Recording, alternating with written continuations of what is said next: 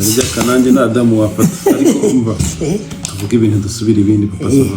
mwe mushimira mutimana gutese ufite umugore mwiza kadani ufite iki none uretse reba ngaka reba kagafata ndabona nk'iyo mureba wowe nyine wifata utajya wiyumva none reba nkaka none se ahubwo wamubwiye nkamusuhuza nkagirirwa umugisha ibyo gusa se mada Miriwe papa sava nakubwiye umudamu ntabwo wari umukozi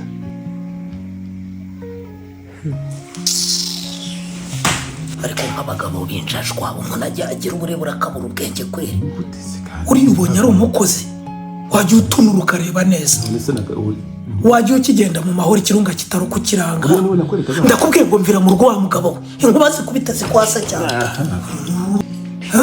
umubonye se arimo koza amasafuriya umusanze se arimo kugushyira amakara ku mbabura bagiye muvuga ibyo byo munsi mada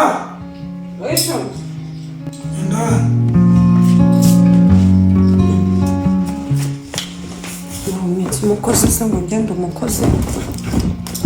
ariko mada uracyatetse ibishyimbo hoya ese wakoraga iki ndi kuruhuka ariko sheri vugisha ukuri koko ubwo ntabwo mvaga ko ndi kuganira n'umushyitsi hano wabyumvaga cyangwa wowe nabyumvaga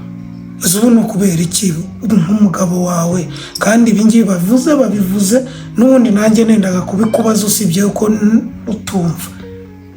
ni ukubera iki iyo ugiye mu bandi cyangwa ugiye mu bindi birori cyangwa ugiye gusura bagenzi bawe ukaraba ugacya ukambara minu ukabirangiza waba uri hano ukaba usa n'akavurivundi nta kazi urimo njyewe nk'umugabo wawe ntabwo nkwiye kubona ibyiza utunze